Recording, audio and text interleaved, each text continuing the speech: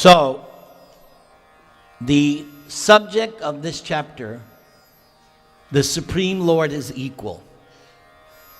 Parikshit, in the previous canto, heard the narration of Vritrasura, how Chitraketu was cursed by who? Who cursed Chitraketu? Very good. Where's my bell? Excellent answer. Yes. And he was cursed to become the demon Vritrasura. But amazingly, if you read that section in the Bhagavatam, actually, although it appears that the Lord favored Indra, the conclusion of Shukadeva Goswami was that actually Vritrasura got the benediction, not Indra. And in fact, even though Indra was told by the Brahmins differently, sinful reaction caught up with Vritrasura. And it caught up with him in the form of an old woman chasing him. And she had tuberculosis. And she was wearing bloody garments. And everywhere Indra looked, there was that woman following him. And there was no shelter for Indra. Nobody could give Indra shelter because he had committed the sin of killing a Brahmana, and so the sinful reaction was following him. So where would he go for shelter? Finally, Lakshmi gave him shelter in the stem of a lotus, and he was able to escape this curse. The Brahmins had originally told him, "Oh, Indra, don't worry about it. We'll protect you from killing a Brahmin." They tricked him. Therefore, be careful what Brahmins tell you. Prabhupada used to say, check with 6 Brahmins. Because, according to this, they all tricked him. He wasn't given the right advice. So, Parikshit has this question. It appears that the Lord favors the demigods and does not favor the demons. But we all know from Bhagavad Gita, chapter 9, that Krishna says himself, I am partial, not partial, I'm the same, samaham sarvabhuteshu, I'm not partial, I'm equal to everyone. But then he does say one thing at the end of that verse, but whoever does something, I have some inclination. Who does Krishna have special inclination for? Devotees. And Prabhupada gives a nice way to understand it. That generally a good person, he's nice to everyone's children, right? I'm sure all of you, you're nice to everyone's children. And if you are very fond of your own child or grandchild, is there anything wrong with that? Right? There's nothing wrong. That's natural. You're nice to everyone, but for your own, you'll get in trouble if you don't show extra affection. The wife and grandma will say, hey, what's the matter with you? So, the same way, the Lord is equal to everyone. He's not partial.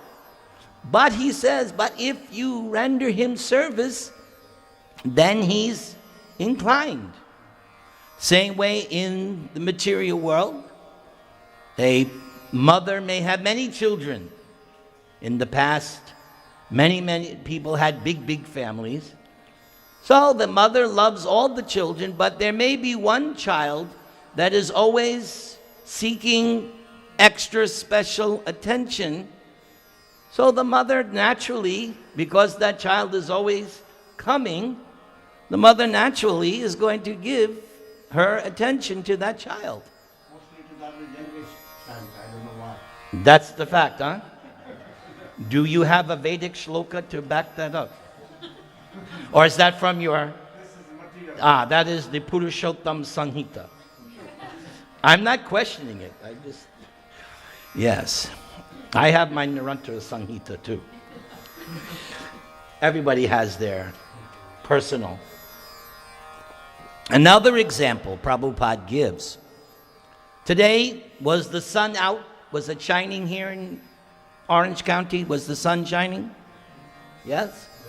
So some people, they took advantage of this. Like today, I went with a drive, for a drive with my wife. We went along the coast and we wanted to see. So we took advantage of the sun. Some people decided, no, it's Saturday, I want to sleep. So they slept till 1 or 2 o'clock. There are some people like that. Some people didn't take advantage. Now it's too late, right? The sun has gone to sleep. The sun has died, right? That's a joke. But the thing is, right now, you can't take advantage of the sun. So if someone didn't take advantage of the sun, does that mean the sun is partial? No, the sun was there. All you had to do was come out and take advantage of the sun.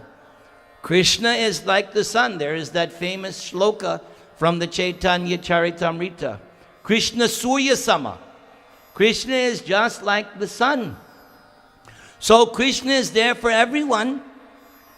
You have to take advantage. But if you don't take advantage of Krishna, that's Krishna's partiality. Just like the temple is there. There are so many temples. The temple is not partial. The doors are open. Come and see Krishna. If you don't go, whose fault is that? Your own fault. So Krishna is equal to everyone. Everyone can take advantage of Krishna. And we see throughout so many episodes how Krishna is actually equal. Krishna says, how you want to relate to me, I'll relate in that way. You want me to be your enemy? Fine. I'll treat you like an enemy. You want to be my friend? I'll treat you as friend. However you want to relate to Krishna, he's capable of reciprocating. Like when I speak in the high schools and colleges, one of the things, there's one class I do once in a while at Cal State LA, Professor Wilson. She's been inviting devotees to come to her class for over 20 years. So one of her classes is, what is that called? Emotions in Religion. That's the course she teaches. Emotions in Religion. So a couple of times she has asked me. So when I go to that class, I ask the class, all right, first of all, I put on the board the different rasas. First rasa is what? What's the first ras? Rashanta, passive adoration. Second ras, dasya, servant. Third ras, sakya, friendship. Fourth, vatsalya, parent. And then fifth, madhurya, conjugal. So since I've done that class many times over the years, Mrs. Wilson has said, oh yeah, I like that madhurya ras. And one time I gave her a nectar of devotion. So I said, here, read this and learn properly about Madhurya Ras. So when I opened the class, I put those 5 rasas on. And then I begin by asking, okay, how many people in the class are atheists? And you'd be surprised. In a religion class, there are atheists. Because they think, oh, this is an easy class. So, for the atheist, I tell them, obviously you don't want one of these relationships. You don't want an emotional relationship with God. Okay. Now I explain to the class what each of these rasas are. And then I say to them, so which one attracts you? Are you attracted to that passive adoration, that, oh, like you see the bumper sticker, God is awesome. Have you seen that bumper sticker sometime? It was very popular in the 90s. God is awesome, man. Wow. But that's true. He is. In that Shantaras, you're always in rapture and wonderment and amazement how great God is. Then you go to the next level where not just that God is awesome, but that you want to do something. You want to render some service. So that's a little higher. Then there is friendship, that not only do you have this great appreciation for God and you want to do some service, but by your service, little by little, your relationship with God has become a little more intimate. Just like all of you have different relationships with different people. In the workplace, you're nice to everybody, you're friendly to everybody, but you don't bring everybody to your home from the workplace. Sometimes after the work, yeah, enough of this guy. No, you also have your personal friends, okay? Like these Namahat parties. These are our personal spiritual friends, okay? That means you're a little more intimate with these people than you are your co-workers. Then many of you have children. So that's special, very special. And those of us who are so fortunate, when you have grandchildren, that's even more nice and sweet. Very, very nice. So that's a different kind of to have, children. Yes, very, very nice, close relationship till they become teenagers. Then everything changes. And then the topmost relationship with God is the conjugal relationship. So then I explained to the students, so which one of these attracts you? If none of these relationships attract you, then you're an atheist. But if you're a theist, one of these 5 relationships should attract you. And you can ask yourself, which one attracts you? Because, by the way, you're a person. You're eternally a person. And the whole goal of what we're doing is to discover what is your eternal relationship with God. And then also you can ask yourself, which God? Because how many forms does Krishna have? Unlimited, right? Some of you may have great attachment for Lord Ramachandra. I met many, many years ago, a very nice elderly man. And he liked Krishna, but he had much, much special, more affection for Lord Ram. I could see by talking to him and visiting him, he knew everything from the Ramayana. He knew everything. He knew it all. And he appreciated Krishna, but where was his heart? Lord Ram. There's even that story in the Chaitanya Charitamrita when Lord Chaitanya visited that Brahman, and every word out of the Brahman's mouth was Ram, Ram. And he was supposed to cook for Lord Chaitanya, and after 3 hours, Lord Chaitanya is waiting for his meal, and Lord Chaitanya is, where's lunch?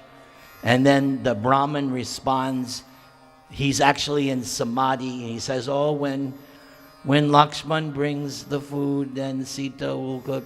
So Lord Chaitanya could realize, he's totally absorbed in Ram. So then he quickly made a meal for Lord Chaitanya. And then the Brahmin said to Lord Chaitanya, there's something paining me in my heart. He said, I can't understand how that sinful Ravan could touch and capture Sita.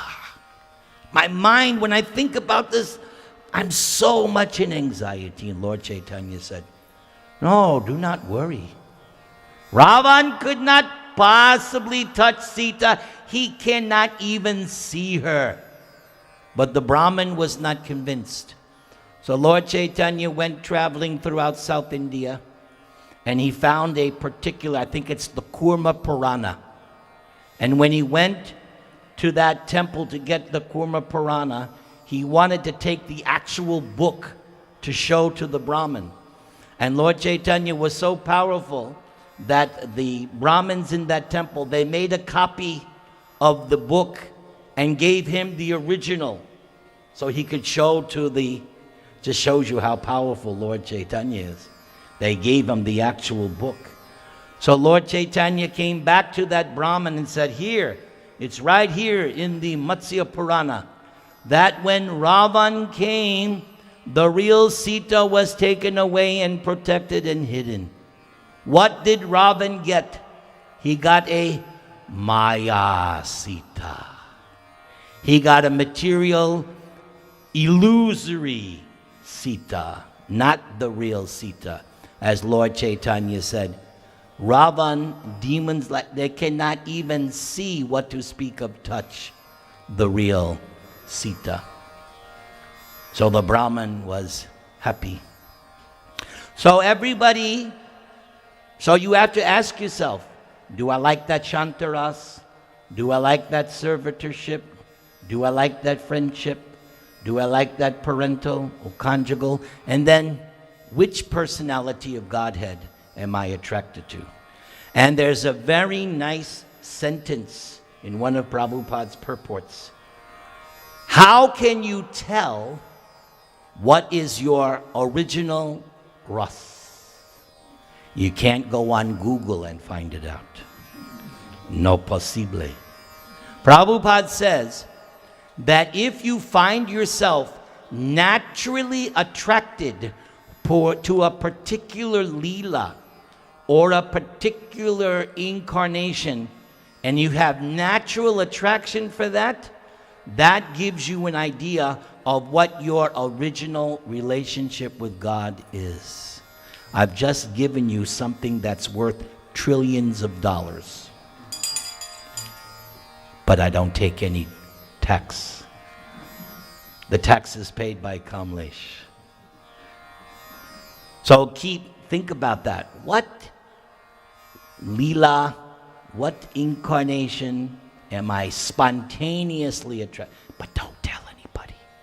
Shh. That's between you and Krishna.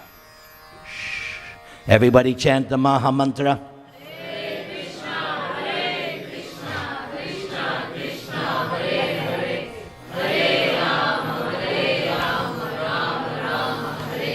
So in this chapter, Shukadeva Goswami gave his answer to Maharaj Parikshit, how the Supreme Lord is equal.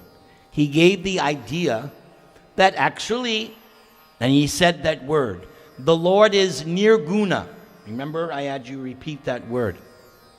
So nirguna does not mean that he has no qualities.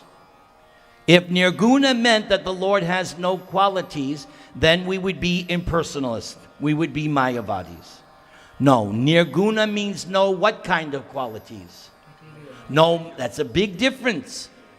Because one of the first things you learn in Bhagavad Gita is the difference between material and spiritual. They're not the same. Just as there's a difference between Maya Sita and the real Sita. There's a big difference. Ravan got Maya Sita, illusory Sita. Just like, I'll give you a practical example. There's real money, and then there's monopoly play money. So with a child, you can give, oh, just take this money. See, you have $1 million. But it's monopoly, it's play money. It's not real. Meanwhile, you have the real money tucked away. So the material energy is Play-Doh. This whole material existence is an illusory world. And everybody is being cheated out there. It's not reality. The reality is in the spiritual world. Isn't that the first verse of chapter 15 in Bhagavad Gita? Those of you who have read Bhagavad Gita more than once and who read it regularly. Yes, this world is a perverted reflection. That right there, reflection is not the real thing. The real thing is something else. The reflection is different. And then there's that example.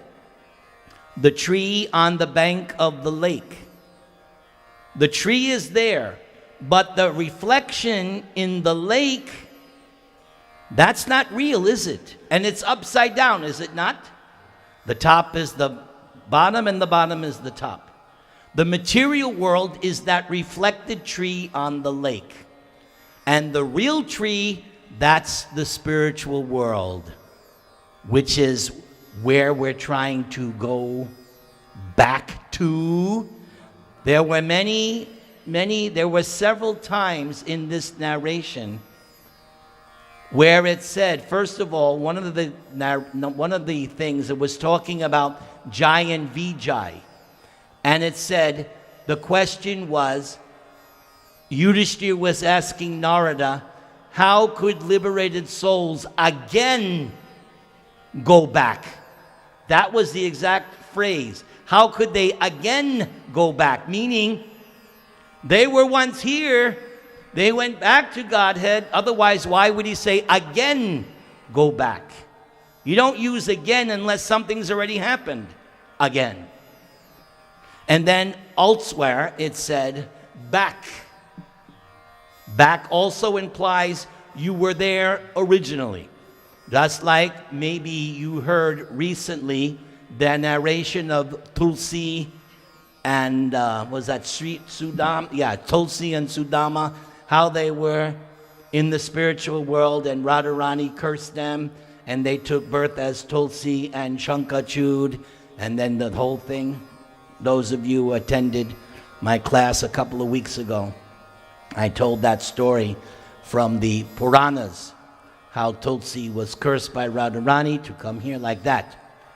So originally, that's the teaching. Back home, back to Godhead. Twice using the word back, meaning that's where you came from. Isn't that great? Your original home? Right. Not that you've always been a prisoner here. No. So Shukadev, in answering Maharaj Parikshit, he said, what's going on is this. First of all, the Lord himself, nirguna, no material qualities. He has spiritual qualities. And that we learn from the Brahma Samhita, that the Lord has spirit. This is such an important point. This is the difference between personalists and impersonalists. The impersonalists say, as soon as you use the word qualities, that means Maya. That's why they're called Mayavadis. Because they say God cannot have any qualities. And that makes them Mayavadis. But the Brahma Samhita, the Śrīmad-Bhāgavatam, the Bhagavad Gita, we are personalists. We say, no, God has transcendental qualities. Big difference. Big difference. That's why Satchidananda Vigraha. Vigraha means body, form. Yes, we have a form, do we not? But what's the first lesson of Bhagavad Gita? You're not that form, are you? Isn't that the first lesson of Bhagavad Gita? You're not that body, you're not that form. But you have an original spiritual form. And so does Krishna. And it was also mentioned in this narration that the Lord has no material qualities, no material form, but he does have his spiritual form. Otherwise, what is Radharani doing? You think Radharani is embracing a ghost? No, Radharani has her spiritual form. Krishna has his spiritual form. The spiritual world is full of forms, spiritual forms, full of bliss and knowledge. Here in the material world, because it's the perverted reflection, the reflection, again, going back to that whole thing with the perverted reflection, right? The reflection in the lake can only reflect what the object is, correct? Just like your shadow. Your shadow cannot act independently of you. If you move your arm, the shadow does the same thing. It can't You never had the experience you go like this and the shadow does something else. It's like, whoa. Then you'd really go crazy. No, the shadow acts according to the object. The reflection can only reflect the actual thing. So this material world, being a perverted reflection, is only a reflection of the reality. And as Prabhupada beautifully says, therefore in the kingdom of God there are houses, there are trees, there are plants, there are people, there are cows. What's Krishna's name? Gopal or Govinda. What do you think Krishna's doing? Going to the office? What does Krishna do every day? Oh, he goes on the 405. No, not that perverted reflection. No.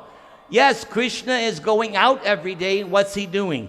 Taking care of the cows and calves. But what's he really trying to do?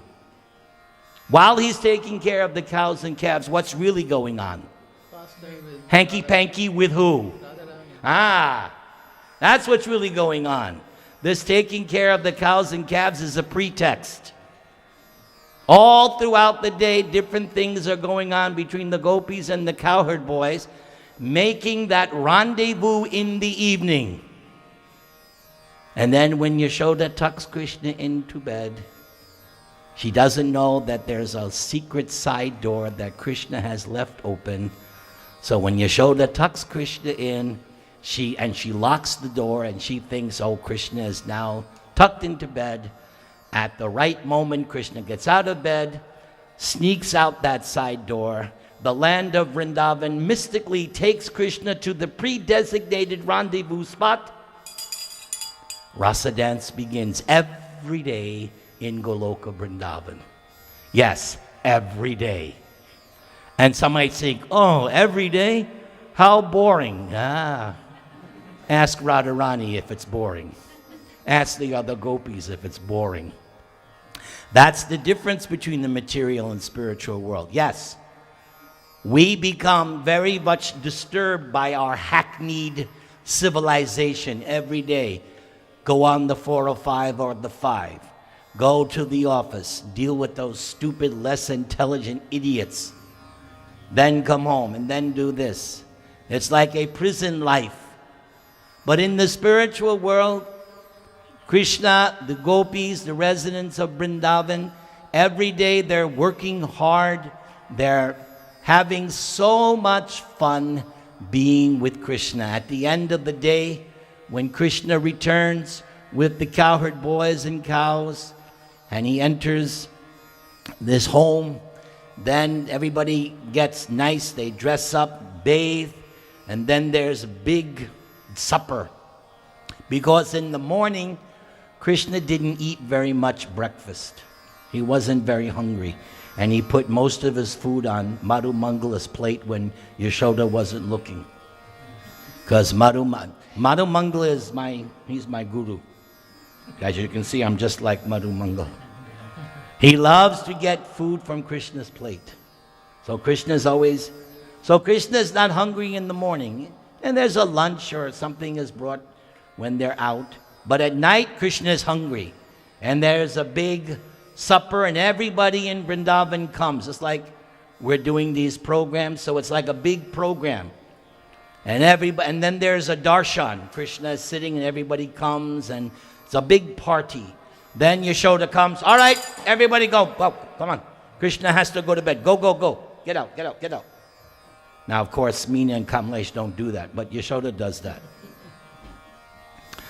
Because Yashoda said, Krishna has to go to bed now. And then the whole thing begins again. But every day is new. Every day is exciting.